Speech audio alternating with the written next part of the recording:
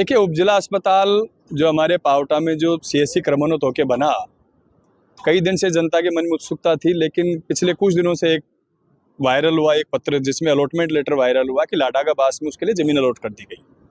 क्योंकि लाडागाबास यहाँ से 6 किलोमीटर दूर है। पावटा के नगर पालिका की जो आबादी 50,000 की आबादी है, प्लस उसके आसपास की जो ग्राम पंचायतों की लगभग 2 से 2.5 लाख की आबादी है, जो पावटा सीएससी पे डिपेंड है। पावटा सीएससी का आज भी आउटडोर 1000 से 1500 के बीच में पर डे का रहता है। उन लोगों के लिए बहुत बड़ी समस्या खड़ी हो गई थी। यहाँ की जन भावना ये थी कि हमारी उपजिला अस्पताल पावटा में रहनी चाहिए। सत्ता पक्ष ने इस बात पे ध्यान नहीं दिया, जन भावनाओं का आदर नहीं किया, इसलिए मजबूरी में हम लोगों को विपक्ष के नाते जनता के समर्थन में उतरना पड़ा। जनता जनार्दन ने धरना शुरू किया, हमने उसको समर्थन दिया और पावटा क्षेत्र की तमाम जनता ने उसमें अपना समर्थन जाहिर किया और उस जनता की ताकत के आगे सत्ता पक्ष को झुकना पड़ा और अंतिम फैसला पावटा के पक्ष में उनको लेना पड़ा। मैं जनता को धन्यवाद देता हूँ, जनता जनार्दन को, धरना देने वाले सभी लोगों को धन्यवाद देता हूँ, पूरे व्यापार मंडलों को, कि सब लोगों ने इस बात का समर्थन किया कि अस्पताल पावटा में रहना चाहिए। और जब नौबत बाजार बंद की आई, उसके बाद सत्ता पक्ष को लगा कि मामला बहुत ज़्यादा बिगड़ जाएगा और मजबूरी में उन्होंने पावटा में ही अस्पताल बनाने की घोषणा की। इसके लिए मैं तमाम व्यापार मंडलों को, तमाम क्षेत्र की जनता को इस बात के लिए धन्यवाद देता हूं कि लोकतंत्र में जनता की ताकत सबसे बड़ी ताकत है और उस ताकत को दिखाने का काम आप लोगों ने किया और पावटा में सीएससी की उपजिला अस्पताल की घोषणा हुई। बिल्कुल, धन्यवाद। सीएससी कट की बात बहुत वाजिब बात है कि आज इतना बड़ा अस्पताल हमारे है, अगर वहाँ आदमी जाएगा तो कैसे जाएगा। सत्ता को इस बात पे ध्यान देना चाहिए। हमारे यहाँ से विधायक भी भारतीय जनता पार्टी के हैं, सांसद भी भारतीय जनता पार्टी के हैं और पिछले 10 साल से लगातार भारतीय जनता पार्टी की केंद्र में सरकार है और कई बार ये घोषणा कर चुके सरकार और सत्ता पक्ष कि हम इस पे फ्लाईओवर बनाएंगे। पहले बात तो ये फ्लाईओवर 10 साल से क्यों नहीं बन रहा, इस बात का जवाब जनता को देना चाहिए कि बार बार आप फ्लाईओवर की बात तो करते हो, बन क्यों नहीं रहा। डबल इंजन की सरकार बता रहे हो, डबल इंजन नहीं 5 इंजन की सरकार हो गई। नगर पालिका में इनके राज, पंचायत समिति इनके पास, जिला परिषद इनके पास, राजस्थान में सरकार इनकी, केंद्र में सरकार इनकी। अब 5-5 इंजन लगाकर भी अगर ये काम नहीं कर पा रहे तो मुझे लगता है ये इंजन तो ऑयल फेंकने वाले हैं बहुत जल्दी। इस हिसाब से हालात ये लग रहे हैं कि 5-5 इंजन की सरकार होके भी अगर जनता की समस्याओं का समाधान नहीं कर पा रहे कि अब पावटा हॉस्पिटल जाने के लिए जनता कहाँ से जाए, किस तरीके से जाएगी। गंभीर बीमार, एक्सीडेंटल कोई मरीज है, वो अगर जाम में फंस गया सर्विस लाइन पे तो वो कैसे पहुंचेगा समय पे अस्पताल। इस बात पे ध्यान देना चाहिए। ये सुशासन की बात करते हैं, रामराज की बात करते हैं। रामराज का असली अर्थ यही है कि जनता हम उस राज में सुव्यवस्थित रहे और सुखी रहे, उसको रामराज कहते हैं। जनता अगर दुखी है तो हम उसको रामराज नहीं कहते, उसको हम रावण राज कहते हैं। तो आज जनता दुखी है। आज रेहड़ी पटरी वाले बेचारे जो सैकड़ों लोग, जो हमारे क्षेत्र के लोग, कोई बाहर का व्यक्ति नहीं है, 99% लोग इस विराटनगर विधानसभा के रहने वाले हैं जो रेडी ठेली लगाते हैं। उनको आपने बेरोजगार कर दिया, कहाँ जाएंगे वो लोग। आप या तो प्लानिंग करके पहले उनकी कोई व्यवस्था करते, सुव्यवस्थित व्यवस्था अगर उनकी होती उसके बाद उनको हटाते। आपने एकदम उनको बेरोजगार कर दिया। उनके गरीब आदमी, कोई बच्चों की स्कूल छूट गई, किसी का बीमारी का इलाज नहीं हो पा रहा, कोई बेचारा अपने बच्चों का पालन पोषण नहीं कर पा रहा। आज 2 टाइम के खाने की स्थिति खराब हो चुकी है उन लोगों की, गालियां निकाल रहे सरकार को। ये रामराज की बात करते हैं। मैं कह रहा हूँ ऐसा तो रावण राज भी नहीं था, ऐसे हालात तो रावण राज में भी नहीं हुए जो हालात आज हो रखे हैं कि वो गरीब आदमी कहाँ से जाएगा। आज बाजार में आप कह रहे हो सुभाष चौक से आपने रेडियां हटा दो, रेडियां हटा दो, उनको विकल्प तो दो। उनको हटा के आप कहाँ ले जाओगे उनको, ये बताओ आप। वो लोग कहाँ जाएं। ये जो 500, 700, 1000 रेडियां जो लगा के बैठे हैं, ये हमारे लोग, हमारे परिवार के सदस्य बेचारे, कहाँ पे जाएंगे लोग। इनके आप बिना विकल्प दिए आप इनको हटा रहे हो, या तो इनको विकल्प दो पहले, उसके बाद इनको हटाओ। ये इनके साथ सरासर अन्याय चिन्हित कर दिया जाए कि भाई इस स्थान पर इनका रोजगार। मैं वही कर रहा हूँ भाई, या तो इनको रोजगार की कोई जगह बताओ भाई, यहाँ से जाके हम रोजगार आप कर सकते हो। रोजगार की बिना जगह बताए आप इन गरीबों के पेट पे लात मार रहे हो, सरासर अन्याय।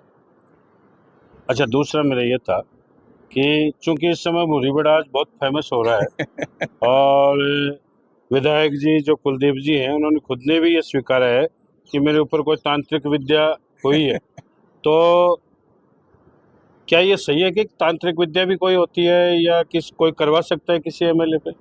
देखिए, आप भूरी बड़ाज की बात कर रहे हो तो मेरा जन्म स्थान भूरी बड़ाज है, बहुत अच्छा गांव है। आप सब जानते हो, आपको दूर भी नहीं हो, 2-5 किलोमीटर के एरिया के हम सब लोग हैं और मुझे तो गर्व है कि मैंने भूरी बड़ाज में जन्म लिया। इतने अच्छे लोगों के बीच में मैंने जन्म लिया और सब गाँव ने मुझे प्यार प्रेम हमेशा आशीर्वाद मुझे दिया है। रही बात तांत्रिक विद्या की, तो वो तो विधायक महोदय खुद ही उस बात को मुकर चुके हैं। खुद माफ़ी भी मांग चुके हैं कि भाई पता नहीं किस तरीके से उनसे गलती से चीज़ें निकली हैं। मैं कह रहा हूँ 21वीं सदी में ये तांत्रिक विद्या की बात करना बिल्कुल गलत बात है। कोई भी करे, चाहे मैं करूँ, चाहे वो करे, या तीसरा करे, चौथा करे। और मैंने तो उस दिन भी कहा था, आज भी कह रहा हूँ कि भाई तंत्र विद्या से ही अगर किसी को आप मार सकते हो तो फिर मैं चुनाव जीत जाता, मारने की जरूरत ही नहीं पड़ रही थी। फिर तो मैं 20-30-50 हज़ार वोटों को मेरे इधर डलवा लेता तंत्र विद्या से, चुनाव जीत जाता, मारने की क्या जरूरत है। भाई हमारी कोई दुश्मनी थोड़ी है, चुनाव में प्रतिस्पर्धा है, वो होनी चाहिए, शुद्ध प्रतिस्पर्धा होनी चाहिए, दुश्मनी नहीं। हमारे पारिवारिक संबंध है, प्यार प्रेम है, भाईचारा है, हमारे बड़े भाई हैं, आप और हम सब लोकल एक जगह के रहने वाले हो, हमारे कोई झगड़ा नहीं है मैं किसी बीच प्रकार में का। आपको ये कहना चाहूंगा कि ऐसा क्यों होता है कि जब चुनाव का समय आता है तो नेता कोई भी हो, आप भी हो सकते हैं, दूसरे भी हो सकते हैं, वो एज ए चुनाव में मतदान अपने पक्ष में कराने के लिए एज ए भिखारी के रूप में उनसे वोट की मांग करते हैं। लेकिन जब जैसे ही वो एमएलए बन जाते हैं, एमएलए बनने बाद में वो अपने आप को एक खुदा मानने लग जाते हैं और जनता की जो भावनाएं होती है उनको दरकिनार किया जाता है और उसके बाद में उनके फ़ोन भी नहीं उठाए जाते। ऐसा क्यों होता है? देखिए, लोकतंत्र में जनता सर्वोपरि है और ये बात सही है कि हम जब चुनाव होते थे एक एक घर घर, गांव गांव, ढाणी ढाणी जाके हाथ जोड़ते हैं, पैर पकड़ते हैं कि भाई हमें वोट दो, हम आपकी सेवा करेंगे। और जीतने के बाद अगर कोई व्यक्ति बदलता है तो गलत है। हाँ, कुछ चीजें मैं मान सकता हूँ कि जीतने के बाद आपकी व्यस्तताएं जरूर होती है, कि आपके पास एक इतनी बड़ी जिम्मेदारी आती है, 2.5 लाख लोगों की जिम्मेदारी आती है कि आपकी व्यस्तताएं बढ़ जाती हैं। हो सकता है कम्युनिकेशन गैप कई बार हो सकता है, कई बार मिलना जुलना भी कम हो सकता है, समय भी कम दे पाता है क्योंकि उसको सरकार का, जनता का कई काम उस व्यक्ति के पास रहता है। लेकिन अपने आप में बदलाव नहीं लाना चाहिए, नहीं, अपने जैसे व्यवहार में बदलाव। मेरे समय में भी जब मैं कॉलेज लेकर के आया, आप सब लोगों को, पूरी पावटा की जनता को मैंने बुलाया पंचायत समिति में और सबसे राय ली भाई कहाँ बननी चाहिए। सब लोगों ने कहा भाई हमारे पावटा में बनाओ। तो हमने किले के वहाँ, जो अपने किले के पास जो था खाली जमीन थी, उसमें हमने कॉलेज बनाया, आज बन करके तैयार हो गया। सड़क बनाई तो उसके लिए भी पूछा, नगर पालिका का ऑफिस बनाया उसके लिए भी पूछा। तो जनता की राय लोकतंत्र में सर्वोपरि। मैं बीच में ये कहना चाहूंगा, हमें तो अपनों ने लूटा, गैरों में कहाँ दम था। जनता ने आपको नहीं हराया है, ये तो हमने भी नजदीकी से इसको महसूस किया है कहीं। देखिए, ये जनता का प्यार है और आशीर्वाद है। और मैं एक साधारण परिवार का आदमी, आप जैसे ही बड़े भाइयों के छत्र छाया में पल करके यहाँ पावटा में बड़ा हुआ और आप लोगों से अंगुली पकड़ के मैंने राजनीति का कह के सब सीखा। मैं धन्यवाद देता हूँ आपके चैनल के माध्यम से आज हमारे नेता सचिन पायलट साहब को कि उन्होंने मेरी मेहनत को समझा और समझ करके मुझे टिकट दिया। और आप सब लोगों ने मुझे 2018 में आशीर्वाद दिया। कई बार परिस्थितियाँ किसी को जिताने की नहीं होती, किसी को हराने की होती। तो जिस तरीके से मैंने अच्छा काम किया, अच्छा मूवमेंट जनता में बना, उससे कुछ लोगों की वो बात पची नहीं। और उन सब लोगों ने, कहते हैं ना, एक अभिमन्यु को घेरने के लिए सारे लोग कौरव इकट्ठे हो गए। तो वो स्थितियाँ मेरे साथ भी इन लोगों ने करी। लेकिन फिर भी मुझे खुशी है कि पिछली बार से 7,000 वोट इस बार भी मुझे ज्यादा मिला। मेरा वोट घटा नहीं, मुझे वोट फिर भी ज्यादा मिला, 7,000। और आज जनता जो मूवमेंट बना है आप सब लोगों के सामने है कि जनता इस चीज की तुलना कर रही है कि पहले 5 साल क्या थे और आज के 5 साल क्या है। और मुझे इस बात की खुशी है, चाहे मैं चुनाव हार गया, लेकिन मुझे आज इस बात की खुशी है कि जहां भी आज जाता हूँ लोग प्यार से, प्रेम से, मान सम्मान देते हैं कि यार कुछ भी कोई, इस आदमी ने काम अच्छा किया था। मैंने हो सकता है सबका भला नहीं किया, लेकिन मेरे हाथ से मैंने, मेरी कलम से किसी का बुरा करने की कोशिश नहीं करी कभी। सबको साथ लेकर के चलने की कोशिश की। और पिछले 70 साल से जो विधानसभा विकास के रूप में पिछड़ी हुई थी, उसको अग्रणी विधानसभा बनाने का काम हमने किया। आप देखिए, मेरे कार्यकाल में जितने काम शुरू हुए, आज 1 साल से वो सब काम बंद पड़े।